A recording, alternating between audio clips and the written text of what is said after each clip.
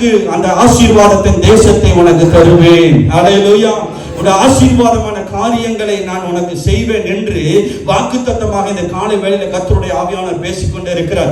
ஆனா நீ அந்த தேசத்தை சுதந்தரிக்கும் பொழுது அருவருப்பான காரியங்களை செய்யக்கூடாது. ஹல்லேலூயா. பாருங்க, அப்படி செய்கிறவன் கர்த்தருக்கு முன்பாக அருவருப்பானவன். வசனத்தை தான் சொல்றேன். ஹல்லேலூயா. இப்படிப்பட்ட அருவருப்பலின் நிமித்தம் உன் தேவனாகிய கர்த்தர் நம்மை துரத்தி விடுகிற தேவனா இருக்கிறார். சாத்தான் கர்த்தர்கிட்ட சொல்றான், பூமி எங்கு உலகி நான் சுற்றி திரிகிறேன். அப்ப அவனுக்கு பழைய இதுதான், அவனுக்கு வேற வேலையே கிடையாது. ஹல்லேலூயா. எவனை முடிக்கலாம், எவனை தீங்கலாம். ஹல்லேலூயா. சில வேலை மாம்சத்திலையும் வருவான், சொந்தக்காரனா வருவான். ஹல்லேலூயா. விசுவாசியம் கூட வருவான். ஹல்லேலூயா. இந்த நாட்டில் ரொம்ப ஜாக்கிரதையா இருக்கணும். ஆமா, சொந்த காரியம், சோக காரியம், ஹல்லேலூயா, எல்லா காரியங்களும் அந்தரங்க காரியங்களை மட்டும் யாருகிட்டையும் பேசும்போது ஞானமா பேசுது. ஹல்லேலூயா. உலகத்துல நடக்கிற சம்பவங்களை பார்க்கிறீங்க இல்லையா? எப்படி வேணாலும் வருவான்.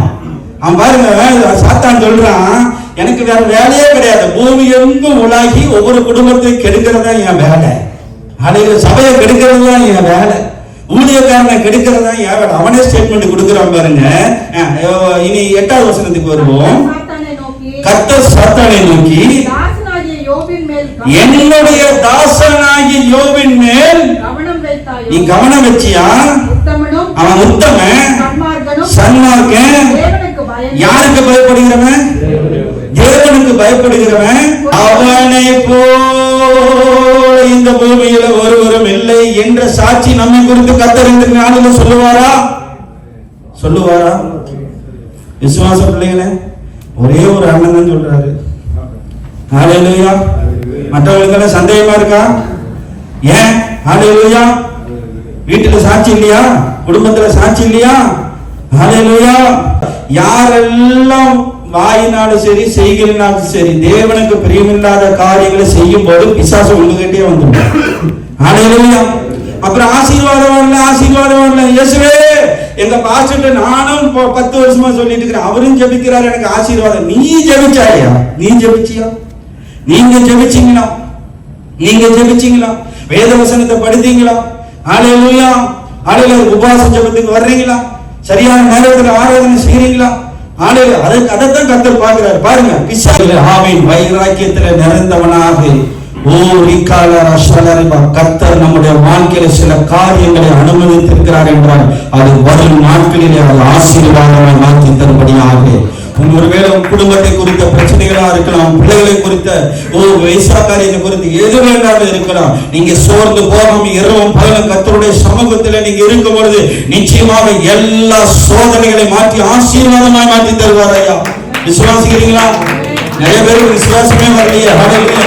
விசுவாச பிள்ளைகளை நம்ம வாழ்க்கையில் அப்படிதான். என்றைக்கு நம்ம மனசார நம்ம ஒரு முடிவு, ஒரு பொருத்தனை செய்யறோம், ஆண்டவரே இன்று முதல் நான் வேத வசனத்தை படிப்பேன், யூடியூப் அதிகமா பார்க்க மாட்டேன், Facebook அதிகமா பார்க்க மாட்டேன், ஹல்லேலூயா, ஆமா, வாட்ஸ்அப்ல அதிகமா நான் நேரம் செலுத்த மாட்டேன் என்று பொருத்தனை செய்து நம்ம ஜெபிக்கணும். மனசார வேத வசனத்தை எடுத்து படித்து ஜெபிக்கும் பொழுதுதான் ஒவ்வொன்னா பிரச்சனை ஸ்டார்ட் ஆகும். ஹல்லேலூயா. என்ன சைலண்ட் ஆயிட்டீங்க? வருதா? மாதிரி வரணும், வரணும்.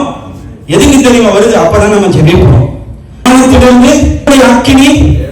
அப்ப தேவன் அனுமதிக்கிற காரியம் சில நேரத்துல நம்முடைய வாழ்க்கையில சில காரியங்கள் நம்மை நஷ்டப்படுத்துகிறது என்றால் அது தேவன் அனுமதிக்கிற காரியம். விசுவாச ஆவிக்குரிய பிள்ளைகள் அதுல தெளிவாக இருக்கணும். அதை புரிந்து கொள்றது இல்லை. சொட்டா பிடிச்சா எது கிடைத்தாலும் ஊழியக்காரன் சரியில்லை, விசுவாசி சரியில்லை, அவங்க ஜெபிக்கல, இவங்க ஜெபிக்கல. நீ ஜெபிச்சியா? உத்தமமா இருக்கிறாயா? கர்த்தருடைய சமூகத்தில் இயேசுவே இயேசுவே இயேசுவே இயேசுவே எனக்கு அற்புதம் செய்யுங்க, அற்புதம் செய்யுங்க, எனக்கு விடுதலை வரணும். வாழ்க்கையில எல்லா ஆசீர்வாதம் தடைகளா இருக்கு. அங்கிள் ஜெபம் பண்ணுங்க, ஆண்டி ஜெபம் பண்ணுங்க, ஆண்டி ஜெபம் பண்ணுங்க. ஆண்டி ஜெபிப்பாங்க, நீ ஜெபிக்கிறியா?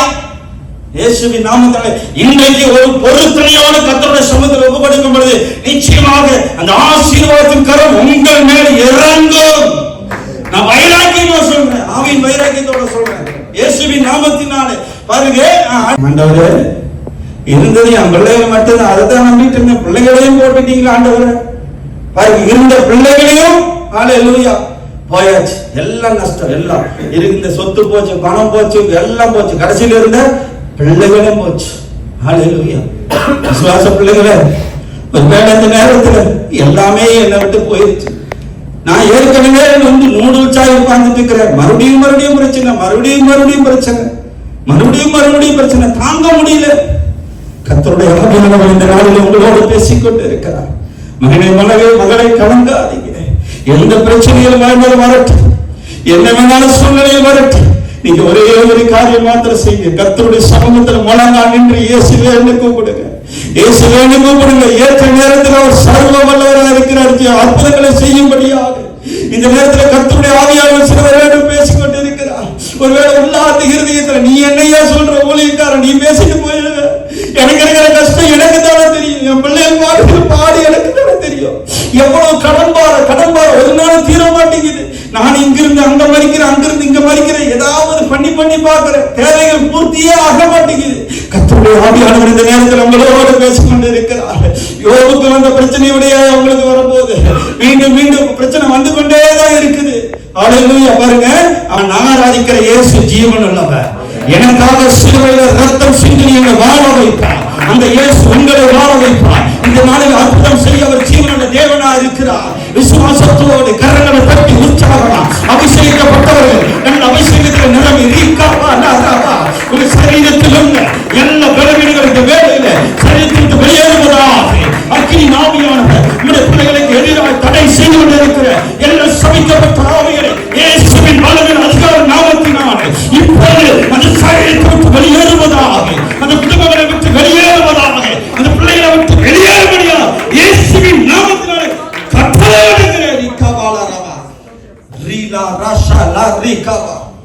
நம் தேவனால் கூடாதது ஒன்றுமில்லை. ஏன் இந்த வயிறைக்குன்னு கேட்கிறீங்களா?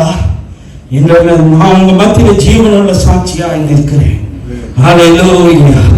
கர்த்தருடைய சுத்தம் இல்லாமல் நம்முடைய வாழ்க்கையில ஒரு தீங்கும் அணுகாது. விசுவாசிக்கிறீங்களா? ஹல்லேலூயா. கர்த்தர் எதை செய்தாலும் அது நன்மையாகத்தாயா இருக்கும். உங்களோட வாழ்க்கையில தோல்வி வருதா, பிரச்சனை வருதா, துன்பம் வருதா, துக்கம் வருதா, கடன்பாரம், அதிகமான கடன்பாரம், பல லட்சங்கள் கடன்பாரம், இது என்னுடைய வாழ்க்கையில சந்திக்கப்படுமா, இது மாறுமா என்று நீங்க ஒருவேளை அவிசுவாசத்தோடு உட்கார்ந்து இருக்கலாம். கர்த்தருடைய ஆவியானவர் இந்த நேரத்தில் பேசிக்கொண்டு இருக்கிறார்.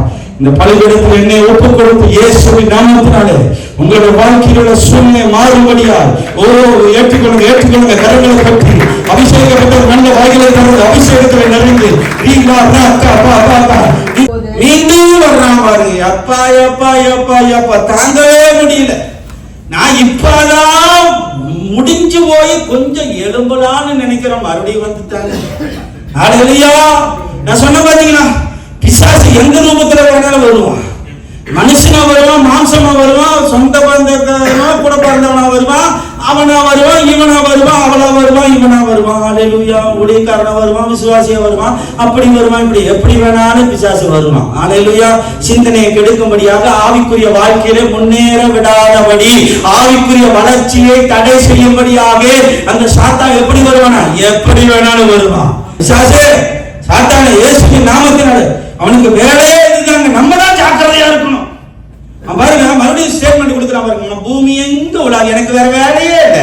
எந்த குடும்பத்தை முடிக்கலாம், எந்த சபையை முடிக்கலாம், எந்த ஊழியக்காரனை முடிக்கலாம், எந்த விசுவாசியை முடிக்கலாம் என்று நான் பூமி எங்க உலாவி.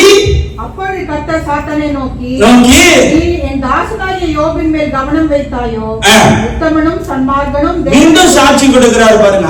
கர்த்தர் நல்லவர். விசுவாச பிள்ளை, இன்றைக்கு கர்த்தர் உங்களை குறித்து சாட்சி சொல்லுவாரா? அந்த விசுவாசம் வரணும். இன்றைக்கு ஒரு வைராக்கியத்தோட போகணும். இயேசுவின் ரத்தம் அற்புதம் செய்யும். இயேசுவின் ரத்தம் விடுதலை கொடுக்கும். இயேசுவின் ரத்தம் எல்லா சூழ்நிலையில மாற்றும். இயேசுவின் ரத்தம் சரீரத்தில் இருக்கிற வியாதியை மாற்றும். இந்த இயேசுவின் ரத்தத்தை உட்கொள்ளும் போது அந்த ரத்தம், ஒவ்வொரு சொட்டு ரத்தம் உள்ள போவது சரீரத்தில் இருக்கிற அந்தமா இருக்கிற எடல வேலை செய்யும். அந்த இயேசுவின் ரத்தம் உள்ள போகும்போது வேலை செய்ய ஆரம்பிச்சிருவையா. ஹல்லேலூயா. கொஞ்சமாவது அல்லேலூயா ஸ்தோத்திரம் சொல்லுங்க ஐயா. கர்த்தர் ஆசீர்வதிப்பார் ஐயா, உங்களை உயர்த்துவார் ஐயா, உங்களை தடைகளை மாற்றுவார் ஐயா, கடன் பாரத்தை மாற்றுவார் ஐயா. உங்கள் வேதனைகள் மாறும், உங்கள் துக்கங்கள் மாறும், உங்கள் பிரச்சனைகள் மாறும், உங்களுடைய அந்தரங்கமான எல்லா காரியங்களும் மாறும்.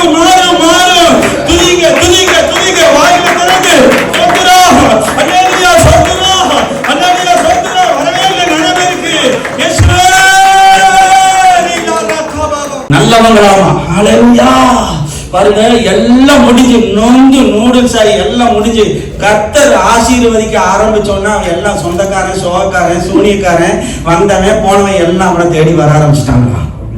அப்படித்தான் வருவான்.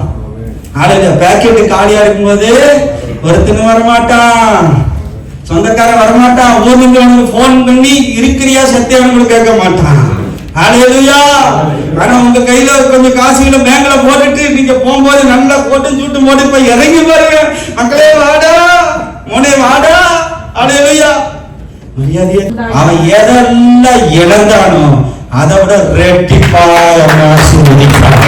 அதே ஆசீர்வாதத்தை இன்றைக்கு உங்களுடைய வாழ்க்கையில செய்ய போகிறார். ஹல்லேலூயா. விசுவாசிக்கிறீங்களா? விசுவாசிக்கிறீங்களா? ஹல்லேலூயா. கர்ப்பத்தின் கனிக்காக அந்தரங்க வியாதி என்னால முடியாது, டாக்டர் கை கழுவிட்டான். டாக்டர் அமையாது, கடவுளா? மனுஷன் தானே, சொல்லுங்க.